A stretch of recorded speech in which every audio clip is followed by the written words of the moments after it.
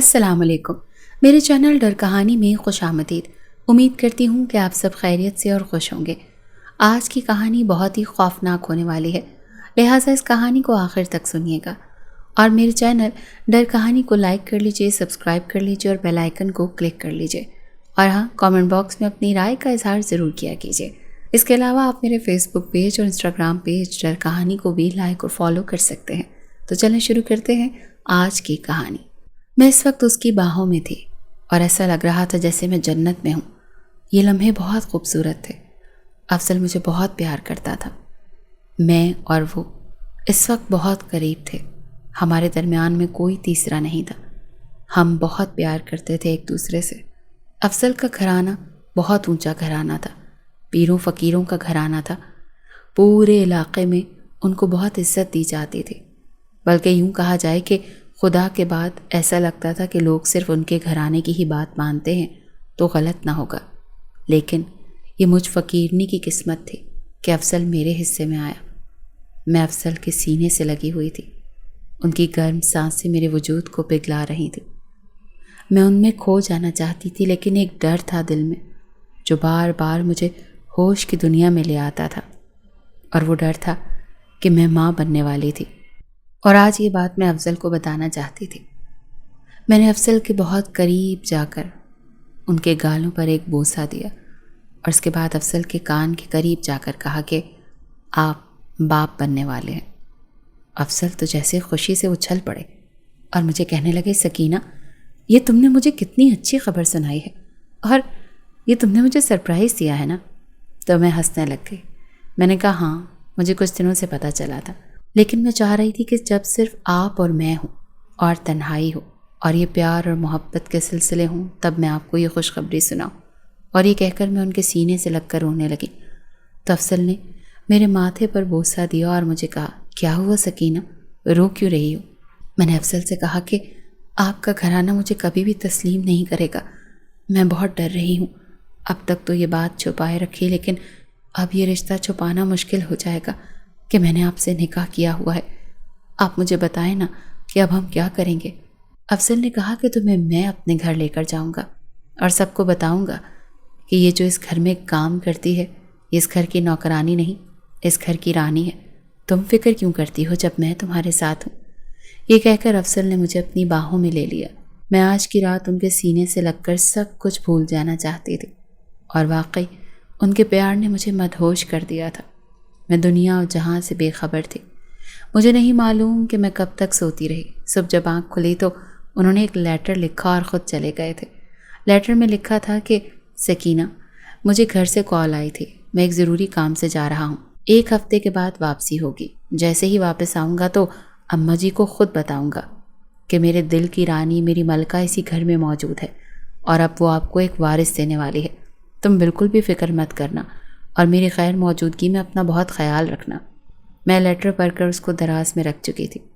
یہ میرا 2 کمروں کا چھوٹا سا گھر تھا، جو کہ افضل نے آبادی سے دور لے رکھا تھا، ورنہ تو ہماری آبادی پہاڑوں میں تھی، اور وہیں کچھ دور بہت بڑا سا ایک بنگلہ تھا جو کہ شاہوں کی حویلی کہلاتی تھی۔ افضل کا گھرانہ جو کہ بہت ہی معتبر تھا۔ میں ان کے گھر میں کام کرتی تھی۔ اس سے پہلے میری ماں کام کرتی تھی، اور اس سے پہلے اس کی ماں۔ ہم ان کے پشتینی نوکر تھے، لیکن یہ میری قسمت تھی کہ اس گھر کے مالک کو میں پسند آ گئی۔ وہ اتنے وسیع اور خوبصورت اور نرم مزاج تھے کہ میرا دل نہ چاہتے ہوئے بھی ان کی طرف مائل ہونے لگا، اور پھر افضل نے اور میں نے چھپ کر نکاح کر لیا۔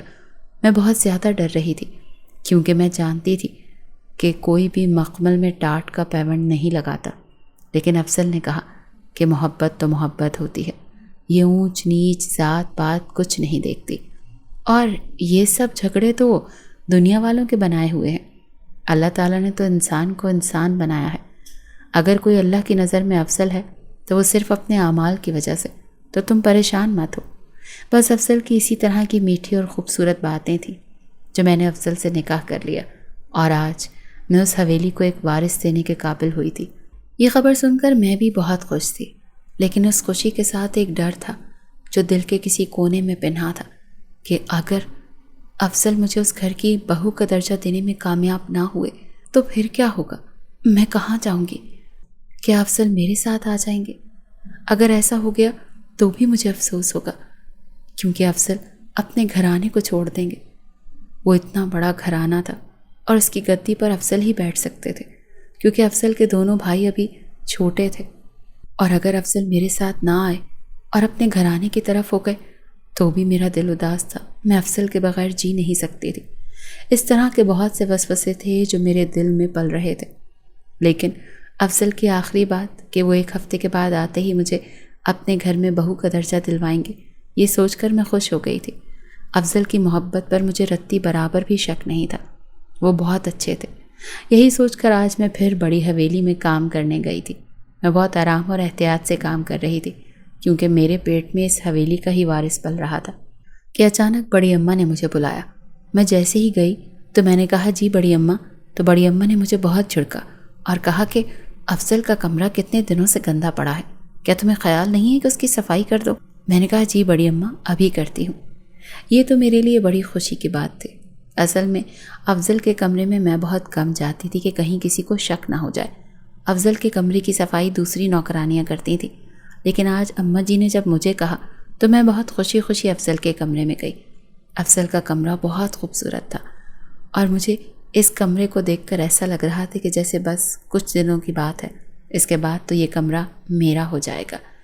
میں یہی سوچ کر اس کمرے کی بڑے دل سے صفائی کر رہی تھی جب اچانک باہر ایک دم شور شرابہ پڑ گیا۔ میں بھی چلی گئی باہر، میرا دل ڈر رہا تھا، نہ جانے کیا ہو گیا۔ لیکن جو خبر میرے کانوں تک پہنچی وہ سن کر تو میرے پیروں تلے سے زمین نکل گئی۔ افضل حویلی کی طرف آ رہے تھے، لیکن افضل کا ایکسیڈنٹ ہو گیا اور اس میں افضل کی موت ہو گئی۔ میں ایک دم سے بے ہوش ہو گئی۔ سب لوگ حیران تھے کہ یہ کیا ہو گیا۔ میں سوچ بھی نہیں سکتی تھی کہ افضل اپنے سارے وعدے اس طرح سے ادھورے چھوڑ کر مجھے چھوڑ کر چلے جائیں گے بیچ منجھدار میں۔ میں تو کہیں کی بھی نہیں رہی تھی، میں افضل کے بغیر جی نہیں سکتی تھی۔ ان کی جدائی میں مر رہی تھی۔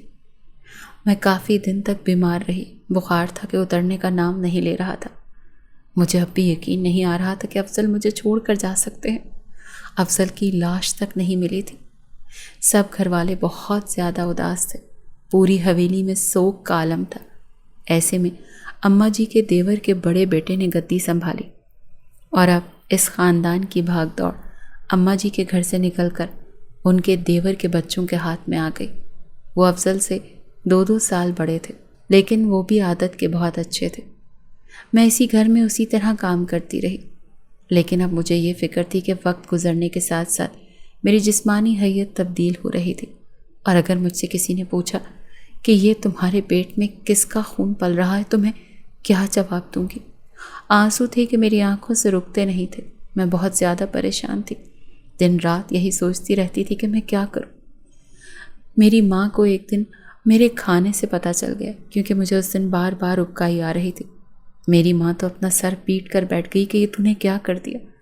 آج میں نے اماں کو سچ بتا دیا تھا۔ میں نے کہا اماں یہ حرام کا نہیں، حلال کی اولاد ہے، اور یہ افضل کی اولاد ہے۔ میری ماں تو میرا منہ دیکھتی رہ گئی، باپ تو پہلے ہی سر پر نہیں تھا۔ میری ماں کہنے لگی یہ تو نے کیا گناہ کر دیا؟ ارے اتنے بڑے پیروں فقیروں شاہوں کی حویلی میں جہاں تو نوکرانی تھی، ان کے بڑوں کی جوتیاں سیدھی کرتی تھی، انہی کے چشم و چراغ کے ساتھ تو نے نکاح کر لیا۔ یہ بات تو اگر میں کسی کو بھی بتاؤں گی تو الٹا مجھے ہی جوتے پڑیں گے، کوئی میری بات نہیں مانے گا۔ اب میں دنیا کو کیا جواب دوں گی؟ نہیں تو ابھی اور اسی وقت اس بچے کو ضائع کر دے۔ میں کہا نہیں اماں، ایسا کبھی سوچنا بھی مت، یہ میرے افضل کی نشانی ہے، میں اسے کبھی نہیں چھوڑوں گی، ایسا کبھی نہیں ہو سکتا اماں۔ میری ماں نے کہا تو پھر تو یہ علاقہ چھوڑ دے کچھ دیر کے لیے، چلی جا کہیں، میں کہہ دوں گی کہ میں نے اس کی شادی کر دی، پھر کچھ مہینوں کے بعد آ جانا واپس اور کہنا کہ اس مرد نے تجھے چھوڑ دیا۔ اماں کی بات مجھے بہتر لگی اور ایسا ہی ہوا۔ شاہوں کی حویلی جا کر میں نے بڑی بی سے کہا کہ اماں جی میں اب یہاں کام پر نہیں آ سکوں گی، اماں تو ویسے ہی بیمار رہتی ہے اور اماں نے میرا رشتہ کر دیا ہے، لہٰذا میری شادی ہونے والی ہے۔ بڑی بی نے مجھے دیکھا اور کہا تمہاری ماں کیا اتنی بیمار ہے کہ حویلی میں بات کرنے بھی نہیں آ سکتی، جو تم بے شرموں کی طرح کھڑے ہو کر میرے سامنے یہ بات خود کر رہی ہو؟ تمہیں حیا نہیں ہے اپنی ہی شادی کی بات خود بتا رہی ہو؟ میں شرم سے سر جھکا گئی اور میں نے کہا اماں واقعی بہت بیمار ہیں۔ حالانکہ میں دل میں سوچ رہی تھی کہ میں نے اماں کو کہا تھا کہ جا کے بڑی بی سے یہ بات کر لیں، لیکن اماں کی تو ہمت ہی نہیں ہو رہی تھی اس حویلی میں قدم رکھنے کی۔ وہ تو جب بھی یہ سوچتی تھی کہ اس حویلی کے چشم و چراغ سے میں نے نکاح کر لیا، مجھے مارنے کو آتی تھی۔ وہ کہتی تھی کہ تو نے اتنی ہمت کیسے کر لی، تجھے شرم نہ آئی، تو نے خود کو ان کے قابل سمجھا بھی تو کیسے؟ ارے تو ان کی نوکرانی ہی ٹھیک تھی، بیوی نہیں بن سکتی۔ اور میری قسمت دیکھو، اتنی خراب قسمت۔ میں نے تو صرف محبت کی تھی، اور وہ محبت مجھے چھوڑ کر ہمیشہ کے لیے اس دنیا سے چلی گئی تھی۔ لیکن میں نے فیصلہ کر لیا تھا کہ میں اس محبت کی نشانی کو کبھی بھی اپنے آپ سے جدا نہیں ہونے دوں گی۔ اس کو پیدا کروں گی اور اس کو پالوں گی۔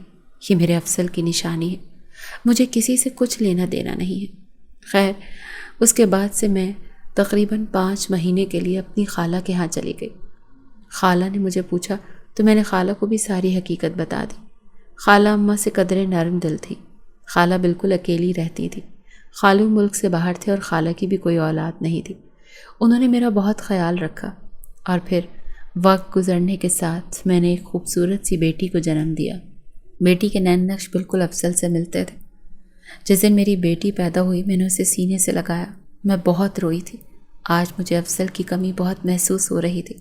کتنے سہانے سپنے سجائے تھے میں نے کہ افضل کے ساتھ ساری زندگی گزاروں گی، لیکن افضل نے اپنا وعدہ وفا نہ کیا، اور اس سے پہلے کہ میں افضل کے ساتھ مزید سہانے خواب دیکھتی اور زندگی گزارتی، ان سے زندگی نے ہی بے وفائی کر لی اور وہ اس دنیا کو چھوڑ کر ہمیشہ کے لیے چلے گئے۔ میں اپنی بچی کو لے کر واپس اماں کے پاس آ گئی، اور پورے بستی میں یہ بات مشہور ہو گئی کہ مجھے میرے ہسبینڈ نے طلاق دے دی ہے، اور میں واپس ایک بچی کے ساتھ اس گھر میں آ گئی ہوں۔ اماں مجھے لے کر پھر بڑی بی کے پاس گئیں، شاہوں کی حویلی، اور ان سے کہا کہ یہ واپس آ گئی ہے اور اسی حویلی میں دوبارہ کام کرنا چاہتی ہے۔ ان کے ہاں تو ہزاروں نوکر تھے۔ انہوں نے کہا ٹھیک ہے، جہاں اتنے لگے ہوئے ہیں یہ بھی صحیح۔ میں اس چوکھٹ سے جانا نہیں چاہتی تھی، حالانکہ امی مجھے گھر میں منع کر چکی تھی کہ تم انہی کی بچی کو پیدا کر کر انہی کے گھر میں نوکرانی بنو گی تو کل کو وہ بچی کیا عزت رہ جائے گی اس کی، اور اگر کبھی اماں جی کو پتہ چل گیا کہ یہ افضل کی بچی ہے اور اس طرح نوکروں کی طرح پل رہی ہے تو وہ تمہیں زندہ نہیں چھوڑیں گے۔ یہ بڑی حویلی والے جتنے نرم مزاج اور اچھے نظر آتے ہیں اتنے ہی ان کے اصول سخت ہیں۔ ارے یہ بیٹیوں کو عزت کی خاطر زندہ زمینوں میں دفن کر دیتے ہیں، لیکن تمہیں نہیں معلوم، یہ تمہاری محبت اور یہ باتیں ان کی سمجھ میں نہیں آئیں گی۔ میں نے کہا اماں، میں کبھی زندگی میں کسی کو یہ معلوم ہی نہیں ہونے دوں گی کہ میرے پاس جو بچی ہے وہ اسی حویلی کا چشم و چراغ ہے۔ میں اس بچی کو کبھی حویلی میں نہیں آنے دوں گی۔ اور اسی طرح وقت پڑ لگا کر اڑتا گیا۔ میں اکثر افضل کے کمرے کی صفائی کرتے ہوئے وہاں گھنٹوں بیٹھ کر روتی تھی۔ کسی کو اپنا دکھ نہیں بتا سکتی تھی کہ مجھ پر کیا قیامت گزر گئی ہے۔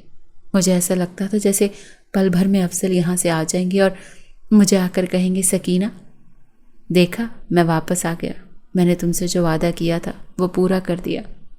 لیکن شاید اب یہ خواب ہمیشہ خواب ہی رہنا تھا، کیونکہ افضل تو مجھے چھوڑ کر چلے گئے تھے۔ وقت تیزی سے گزرتا گیا۔ میری ماں کا انتقال ہو گیا۔ میری بیٹی اس وقت صرف 12 سال کی تھی۔ میں اس گھر میں اسی طرح کام کرتی رہی۔ کبھی میری بیٹی مجھ سے ضد کرتی کہ اس نے بھی حویلی دیکھنی ہے۔ حویلی بہت خوبصورت تھی، تقریباً 100 کے قریب اس میں کمرے تھے۔ کئی کنالوں پہ یہ حویلی تھی اور اس میں 2 بڑے خاندان بستے تھے، ایک اماں جی کا خاندان اور ایک اماں جی کے دیور کا خاندان۔ اماں جی کے دیور کے 2 بیٹے تھے، ایک جو گدی نشین تھا اس کا نام اکرم تھا، وہ بہت ہی اچھا تھا، لیکن اس سے چھوٹا اس کی نیت ہمیشہ عورتوں پر خراب رہتی تھی۔ اتنے اچھے گھرانے میں نہ جانے کہاں سے اس طرح کا بدنیت انسان پیدا ہو گیا تھا۔ وہ خواتین کو صرف ایک کھیلنے کی چیز سمجھتا تھا۔ چونکہ بڑے گھرانے کا چشم و چراغ تھا، اسی لیے کوئی اسے انکار نہیں کر پاتا تھا اور کوئی ان کے خلاف آواز بھی نہیں اٹھا سکتا تھا۔ لیکن وہ کام بھی اتنی ہوشیاری سے کرتا تھا کہ بات اماں جی تک نہیں پہنچتی تھی، کیونکہ اماں جی بہت اصول پسند تھی۔ اگر یہ بات اماں جی کے کانوں میں پہنچتی تو یقیناً اس کا کوئی نہ کوئی صحیح علاج ہو جاتا۔ لیکن خیر، مجھے کیا، 1-2 دفعہ اس نے مجھ پر بھی اس طرح کی نظر ڈالنے کی کوشش کی تو میں نے ان کی سائٹ پر جانا ہی چھوڑ دیا۔ میں نے اماں جی کی حویلی کی طرف ہی سارے کام پکڑ لیے تھے۔ اصل میں تو یہ میرا گھر تھا، میرے افضل کا گھر، میں یہاں کام بہت دل لگا کر کرتی تھی۔ وقت کا کام ہے گزرنا، اور وہ گزر ہی جاتا ہے۔ ہوتے ہوتے وقت اتنا گزرا کہ میری بیٹی 20 سال کی ہو گئی۔ اب میں دمے کی مریضہ ہو گئی تھی۔ مجھے بہت کھانسی آتی تھی، صحیح طریقے سے جھاڑ پونچھ نہیں کر سکتی تھی۔ تو میری بیٹی مجھے دن رات کہتی تھی کہ اماں اب تم گھر میں بیٹھو، میں حویلی میں کام کر لیا کروں گی، میں سارا دن گھر میں بور ہوتی رہتی ہوں۔ اب تو میری پڑھائی بھی ختم ہو گئی ہے۔ میری بیٹی نے 12 جماعتیں پاس کی تھی پرائیویٹ، کیونکہ میں اس کو اپنے سے دور کہیں نہیں بھیجنا چاہتی تھی، اور ہمارے ہاں اسکول صرف 10ویں تک تھا۔ اس کے بعد اس نے 12ویں تک پرائیویٹ پڑھائی کی تھی۔ میری بیٹی بہت خوبصورت تھی، لمبے بال، گورا رنگ اور آنکھیں، بہت خوبصورت، بالکل اپنے باپ پر گئی تھی۔ بس قسمت خراب لکھوا کر آئی تھی، کیونکہ اگر باپ زندہ ہوتا تو آج یہ اس حویلی میں خود رانی بنی لوگوں سے کام کروا رہی ہوتی، اور پگلی مجھ سے کہہ رہی تھی کہ میں جا کر اس حویلی میں کام کرتی ہوں۔ میں اپنی بیٹی کو کیا بتاتی؟ میں یہ راز اپنے دل میں لے کر ہی مر جانا چاہتی تھی، لیکن جانے سے پہلے اپنی بیٹی کو رشتہ کسی اچھی جگہ پر کر دینا چاہتی تھی۔ رشتے کے خیال سے میرے دماغ میں یہ بات آئی کہ میں اتنے بڑے خاندان کی بیٹی کو کسی اچھی جگہ ہی بیاہوں گی، بھلے ہی وہ نہیں جانتی کہ وہ کس خاندان کی چشم و چراغ ہے، اور میں یہ چاہتی بھی نہیں تھی کہ وہ جانے یا خدا نہ خواستہ کہیں حویلی والوں کو بھنک نہ لگ جائے، کیونکہ یہ حویلی والے جتنے اوپر سے نرم و ملائم نظر آتے تھے، اندر سے اتنے بھیانک بھی تھے، اور خاص طور پر اپنی عزت کے معاملے کو لے کر وہ کبھی بھی یہ نہیں چاہیں گے کہ وہ اپنے بیٹے کی موت کے بعد ان کو یہ پتہ چلے کہ ان کے بیٹے نے ایک نوکرانی سے نکاح کر رکھا تھا، اور اس کی یہ اولاد ہے جو انہی کے گھر میں نوکرانی ہے۔ وقت کا کرنا ایسا ہوا کہ میں سیدھی کھڑے ہونے کے قابل ہی نہ رہی۔ میری کمر میں اتنا شدید درد ہوتا تھا کہ اب حویلی کے کام مجھ سے نہیں ہوتے تھے، اور مجبوراً مجھے اپنی بیٹی کو اسی حویلی میں بھیجنا پڑا۔ جب پہلے دن میں اسے اماں جی کے پاس لے کر گئی تو اماں جی نے انتہائی گھور کر میری بیٹی کو دیکھا۔ خیر، اماں جی نے کہا کہ ٹھیک ہے، تم ہی میرا خاص کام کرتی ہو، اب تمہاری بیٹی میرا خاص کام کرے گی، لہٰذا آج کے بعد سے اسے صرف میری طرف بھجوا دینا، اور اسے کہنا کہ حویلی کی اسی سائٹ پر رہے، دوسری سائٹ پر باقی لوگ ہیں کام کرنے کے لیے۔ جب سے افضل اس دنیا سے گئے تھے، میں اماں جی کے گھر میں کام کر رہی تھی، اور اس کے بعد اماں جی نے خاص مجھے اپنی نوکرانی بنا لیا تھا۔ میں افضل کی ماں سمجھ کر بڑے دل سے ان کی خدمت کرتی تھی، لیکن میں یہ بھی جانتی تھی کہ اگر میں نے افضل کی ماں کو یہ بتا دیا کہ میں آپ کی نوکرانی نہیں بلکہ آپ کی بہو ہوں، تو وہ شاید مجھے وہیں زندہ زمین میں گڑوا دیتی۔ آج ان کی پوتی ان کی خدمت کر رہی تھی، لیکن کیا ہی اچھا ہوتا اگر انہیں یہ پتہ چل جاتا کہ ان کی پوتی ہے، اور اسی لیے دل سے ان کی خدمت کرتی ہے۔ لیکن نہ پوتی کو پتہ تھا کہ یہ اس کی دادی ہے، اور نہ ہی دادی کو پتہ تھا کہ یہ اس کی پوتی ہے۔ یہ وہ راز تھا جو میں چاہ کر بھی نہیں بتا سکتی تھی۔ میں اپنی بیٹی کو اس گھر میں عزت نہیں دلوا سکتی تھی، کیونکہ مجھے اس کی جان عزیز تھی، لیکن نہ جانے کیسے جیسے جیسے وقت گزر رہا تھا، میری بیٹی جس کا نام شمائلہ تھا، اس کی تمام عادتیں اپنے باپ پر تھیں، اور یہ عادتیں بڑے غور سے اماں جی اس کی دیکھا کرتی تھیں۔ اور پھر اماں جی نے نہ جانے اپنے کن جاسوسوں کو کہا کہ پتہ لگاؤ کہ اس کی شادی کس سے ہوئی تھی۔ میری شادی تو اصل میں ان کے بیٹے سے ہوئی تھی، اور ان کو یہ معلوم تھا کہ میری شادی جس سے ہوئی تھی وہ ساتھ والا گاؤں تھا۔ جب ان کے جاسوسوں نے ساری خبر گیری کی تو ان کو پتہ چل گیا کہ ان کے افضل کی بیوی میں تھی، میں یعنی سکینہ، اور یہی وقت میں دیکھنا نہیں چاہتی تھی۔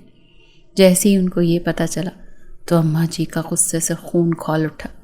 انہوں نے کہا کہ شاید میرا بیٹا یہی غم لے کر اس دنیا سے چلا گیا کہ تم جیسی نیچ ذات کی لڑکی نے اس کے ساتھ رشتہ جوڑ لیا۔ تم نے پھنسایا ہے میرے بیٹے کو۔ ہمارے خاندان کا کوئی بھی چشم و چراغ کبھی بھی اپنے خاندان سے نکل کر باہر شادی نہیں کرتا، اور اگر کرے بھی تو اپنے ہم پلہ لوگوں میں کرتا ہے۔ تم جیسی نیچ لڑکی کے ساتھ وہ کیسے نکاح کر سکتا تھا؟ میں تو سمجھتی تھی کہ بیٹے کو کھونے کے بعد ان کا دل کچھ نرم ہو گیا ہوگا، لیکن نہیں۔ آج جب ان کو یہ بات پتہ چلی تو وہ دوبارہ اسی اپنی پرانی روش پر آ گئیں۔ انہوں نے مجھے بلایا اور بہت زیادہ بے عزت کیا، اور ساتھ ہی میری بیٹی اور مجھے نیچے تہہ خانے میں قید کروا دی۔ میں بہت زیادہ رو رہی تھی، اور میری بیٹی حیران ہو کر مجھے دیکھ رہی تھی کہ میں اتنے سال اس گھر میں نوکرانی بن کر کام کرتی رہی، جبکہ میں اسی گھر کا حصہ تھی۔ وہ مجھ سے سوال کر رہی تھی کہ ماں، تو نے مجھے کیوں نہیں بتایا؟ میں آج کل کی پڑھی لکھی لڑکی ہوں، ان سے آ کر اپنا حق چھین سکتی تھی، لیکن دیکھو صرف آپ کے ڈر کی وجہ سے آج ہم تہہ خانے میں بیٹھے۔ یہ تہہ خانہ انتہائی خوفناک تھا۔ یہاں ایک 0 کا بلب چلتا تھا، بہت کم روشنی تھی، ہمیں 2 ٹائم کوئی آ کر کھانا دے جاتا تھا۔ میں تڑپ رہی تھی کہ میری تو ساری زندگی جیسے تیسے گزر ہی گئی، لیکن میری بیٹی یہاں پر کیسے رہے گی؟ اماں جی کے حکم کے مطابق ہمیں ساری زندگی اب اسی تہہ خانے میں گزارنی تھی۔ یہ وہ سزا تھی جو انہوں نے ہمارے لیے تجویز کی تھی۔ میں اپنی بیٹی کے لیے لڑنا چاہتی تھی۔ میں نے چیخنا چلانا شروع کیا تو اماں جی تہہ خانے کے باہر آئیں اور مجھے تہہ خانے سے باہر نکلوا کر اپنے سامنے کھڑا کیا جیسے میں کوئی مجرم ہوں۔ ابھی اس سے پہلے کہ اماں جی کوئی بات کہتی، میں نے بولنا شروع کر دیا۔ مجھے ایسا لگ رہا تھا میرے دماغ کی رگیں پھٹ جائیں گی۔ میں نے کہا آپ یہ غلط کر رہی ہیں۔ آپ لوگ اتنے اللہ والے بنتے ہیں، پیروں فقیروں کا گھرانہ ہے، شاہوں کی حویلی ہے، لیکن اپنے نوکروں کے ساتھ ایسا سلوک کرتے ہیں۔ کیا آپ کو معلوم نہیں ہے کہ اللہ تعالیٰ نے کوئی بھی انسان چھوٹا یا بڑا نہیں بنایا، سب اس کے اعمال پر منحصر ہے۔ مجھے آپ کے بیٹے سے عشق ہو گیا تھا اور آپ کے بیٹے کو مجھ سے۔ اگر آج افضل زندہ ہوتے تو انہیں یہ جان کر کتنا دکھ ہوتا کہ ان کی سگی اولاد کو آپ نے تہہ خانے میں بند کروا دیا۔ اماں جی، میں تہہ خانے میں ساری زندگی بند رہنے کے لیے تیار ہوں، لیکن خدا را میری بیٹی کے ساتھ ایسا سلوک نہ کریں۔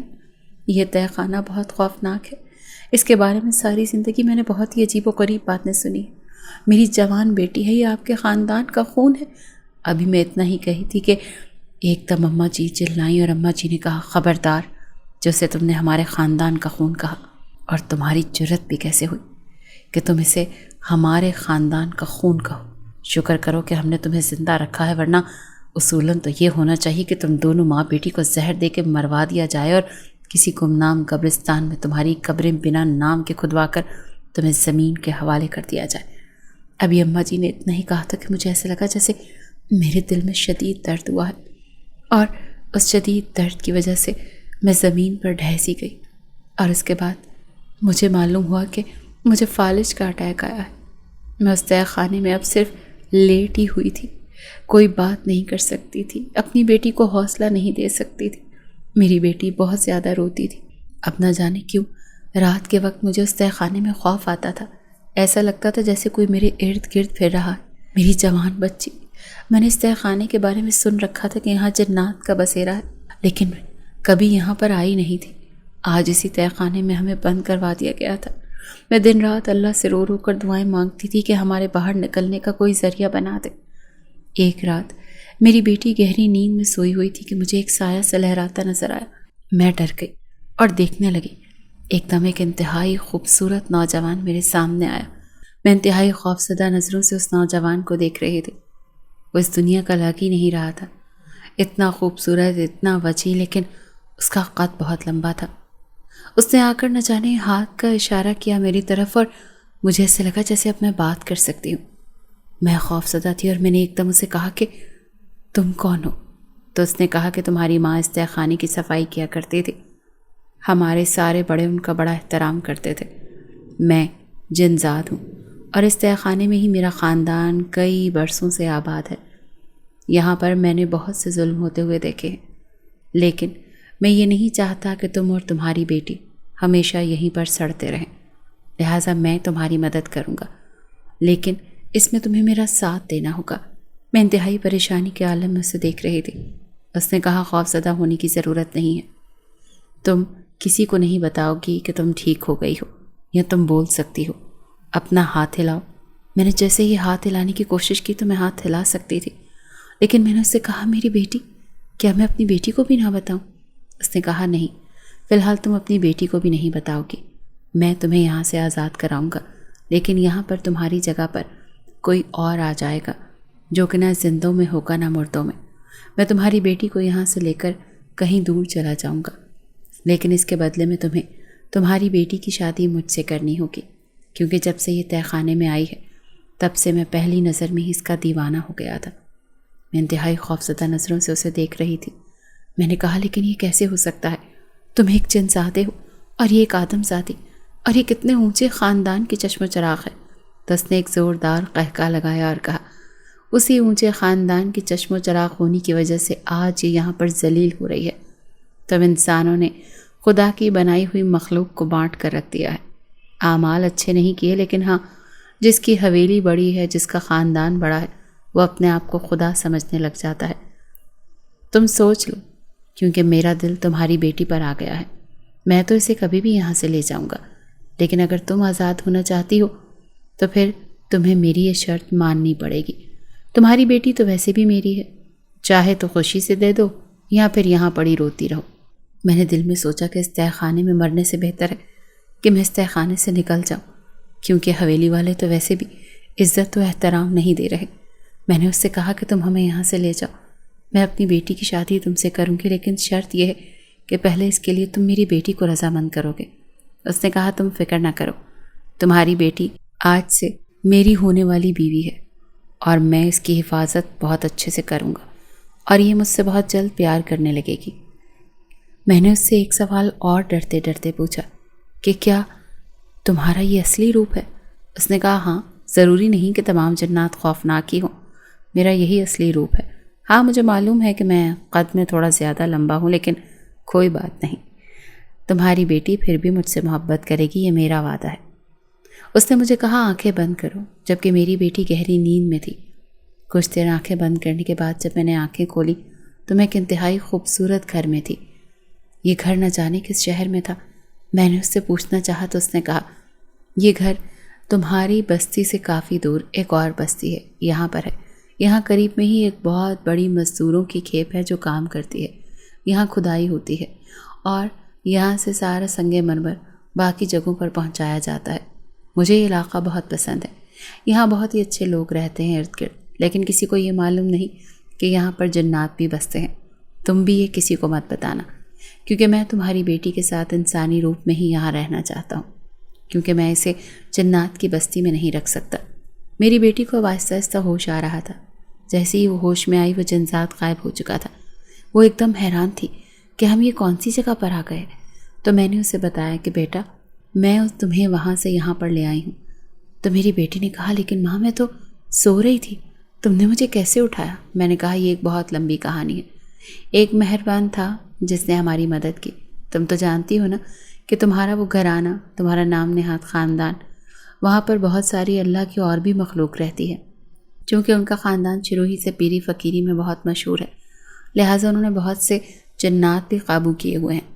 تم سمجھو اسی طرح کے ایک اچھے بزرگ جن ہمیں مل گئے اور انہوں نے ہماری وہاں سے جان خلاصی کرا لی۔ اب جنزات وہاں پر اکثر آیا کرتا تھا اور میں نے میری بیٹی کو بتایا تھا کہ یہ تمہاری دور کی خالہ کا بیٹا ہے۔ وہ میری بیٹی کا بہت خیال رکھتا تھا اور ہمارا بھی بہت خیال رکھتا تھا۔ ہمیں اکثر باہر سے تمام چیزیں وہیں لا کر دیتا تھا۔ ایک دن اسے آنے میں دیر ہو گئی اور مجھے گھر میں کھانا بنانا تھا، لہٰذا میں اچھے طریقے سے چادر لپیٹ کر باہر بازار کی طرف جانے لگی تو میں نے دیکھا کہ وہاں پر افضل سے ملتی جلتی شکل کا ایک انسان کھڑا تھا۔ میں افضل کو کیسے بھول سکتی تھی؟ میرے تو پیروں تلے سے زمین نکل گئی۔ میں نے اسے ایک دم پکارا افضل۔ اس نے پلٹ کر دیکھا اور کہا کون افضل؟ میرا نام تو احمد ہے۔ نہیں، ایسا نہیں ہو سکتا، یہ افضل ہی تھا، گو کہ اب کافی بوڑھا ہو گیا تھا۔ وقت کی ساری سختیاں اس کے چہرے پر نظر آ رہی تھیں، لیکن میرا افضل زندہ تھا۔ میں نے کہا نہیں، تمہارا نام احمد نہیں، تمہارا نام افضل ہے۔ اور پھر اس کے ساتھ کے رہنے والے لوگ جو وہیں پر مزدوری کرتے تھے ان سے معلوم ہوا کہ کافی عرصہ پہلے افضل کا اسی جگہ پر ایکسیڈنٹ ہو گیا تھا اور اس کے بعد افضل نے اپنی یادداشت کھو دی۔ تب سے اب تک یہ یہیں پر کام کر رہا ہے۔ میں نے بتایا کہ یہ میرا شوہر ہے اور میں اس کی بیوی ہوں۔ میرے پاس بہت پرانی ایک تصویر تھی جو ہمیشہ ہی میرے ساتھ رہی تھی، میں نے وہ بھی سب کو دکھائی اور افضل کو اپنے ساتھ گھر لے آئی۔ جب رات میں وہ جنزاد آیا تو میں نے اس کو دکھایا کہ میرا شوہر زندہ ہے، کسی طرح اس کی یادداشت واپس آ سکتی ہے۔ اس نے کہا بہت جلد اس کی یادداشت واپس آ سکتی ہے۔ اس نے نہ جانے کیا پڑھ کر افضل کے سر پر ہاتھ رکھا۔ میری بیٹی کچن میں ہی تھی۔ کچھ دیر کے بعد ہی جیسے افضل بے ہوش ہو گئے، میں پریشان ہو گئی۔ اس نے کہا کہ افضل کو کل صبح ہوش آئے گا اور ہوش آتے ہی تمہیں پہچان لے گا۔ جیسے ہی صبح افضل کو ہوش آیا تو ہوش میں آتے ہی اس نے مجھے پہچان لیا۔ میں نے میری بیٹی کو بتا دیا تھا کہ یہ تمہارے والد ہیں۔ ہم لوگ ساری رات نہیں سوئے اس انتظار میں کہ کب صبح ہو، افضل کو ہوش آئے اور وہ ہمیں پہچان لے۔ میں اب بہت بوڑھی ہو گئی تھی۔ جب افضل کو ہوش آیا تو اس نے ایک دم مجھے پکارا سکینہ۔ میں افضل کے گلے لگ گئی اور زاروں قطار رونے لگی۔ اتنی لمبی جدائی کے بعد اپنے محبوب کے گلے لگنا، مجھے ایسا لگ رہا تھا جیسے مجھے دوبارہ زندگی مل گئی، میں پھر سے زندہ ہو گئی۔ اس کے بعد میں نے افضل کو ساری کہانی بتائی، ان کی یادداشت جانے سے لے کر ان کے گھر والوں کا اپنے ساتھ جو سلوک ہوا۔ افضل بہت زیادہ غصے میں تھے۔ اس حویلی کی گدی میرے افضل کی تھی اور اب افضل زندہ اور صحیح سلامت تھے۔ میں نے افضل کو یہ بھی بتا دیا کہ یہ لڑکا جنزات ہے اور اسی کی وجہ سے آج ہم یہاں پر صحیح سلامت ہیں اور آپ کی یادداشت واپس آئی ہے۔ افضل ہم سب کو لے کر ایک دفعہ پھر حویلی چلے گئے۔ میں نے بہت منع کیا کہ ہم یہاں پر سکھی زندگی جی رہے ہیں، لیکن افضل نے کہا نہیں، تمہارا گھر وہ ہے، تمہارا حق میں تمہیں دلا کر رہوں گا۔ میں تم سے یہ وعدہ کر کے گیا تھا نا۔ میں معافی چاہتا ہوں کہ وعدہ نبھانے میں اتنی دیر ہو گئی، لیکن میں یہ اپنا وعدہ ضرور نبھاؤں گا۔ افضل کو زندہ سلامت دیکھ کر تو جیسے افضل کی ماں کے پیروں تلے سے زمین نکل گئی۔ وہ اپنے بیٹے کے گلے سے آ لگیں، لیکن افضل نے انہیں دور کر دیا اور کہا کہ جب آپ کو پتہ چل گیا تھا کہ یہ میری بیوی ہے اور یہ میری بیٹی ہے تو آپ اتنی کٹھور نکلی کہ آپ نے انسان کو انسان نہ سمجھا، اپنی پوتی کو سینے سے نہیں لگایا۔ یہ محبت ہے آپ کی؟ میں سوچ بھی نہیں سکتا تھا کہ میرے مرنے کے بعد آپ لوگ میرے گھر والوں کے ساتھ یہ سلوک کریں گے۔ یہ تو خدا کو ہم پر رحم آ گیا کہ اس نے ہمیں ملوا دیا، ورنہ آپ نے تو کوئی کسر نہیں چھوڑی تھی جان لینے میں۔ اس کی ماں اس کے گلے سے لگ گئی، دونوں ہاتھ جوڑ کر معافی مانگی اور کہا نہ جانے کیوں ہم اللہ سے زیادہ دنیا والوں سے ڈرتے ہیں اور اسی چکر میں اسٹیٹس کا خیال رکھتے ہیں۔ ہم نے یہ مثالیں بنائی ہوئی ہیں کہ مخمل میں ٹاٹ کا پیوند نہیں لگ سکتا، لیکن اصل حقیقت یہ ہے کہ انسان انسان ہی ہے، وہ ٹاٹ نہیں ہے۔ وہ صرف اپنے اعمال کی وجہ سے اللہ کی نگاہ میں اعلیٰ صرف بنتا ہے اور وہاں رتبہ پاتا ہے۔ مجھے معاف کر دو میرے بیٹے، میں اب کبھی ایسا نہیں سوچوں گی۔ اس کے بعد انتہائی دھوم دھام سے میں نے اپنی بیٹی اور اس جنزات کی شادی کر دی۔ شادی سے ایک دن پہلے اس جنزات نے میری بیٹی شمائلہ کو ساری حقیقت بتائی اور اس نے دل سے تسلیم کیا، کیونکہ اس نے کہا کہ جس طرح سے تم نے میری اور میری ماں کی جان کی حفاظت کی ہے اور کوئی بھی نہیں کر سکتا۔ اور اس طرح پھر ہم سب ہنسی خوشی رہنے لگے۔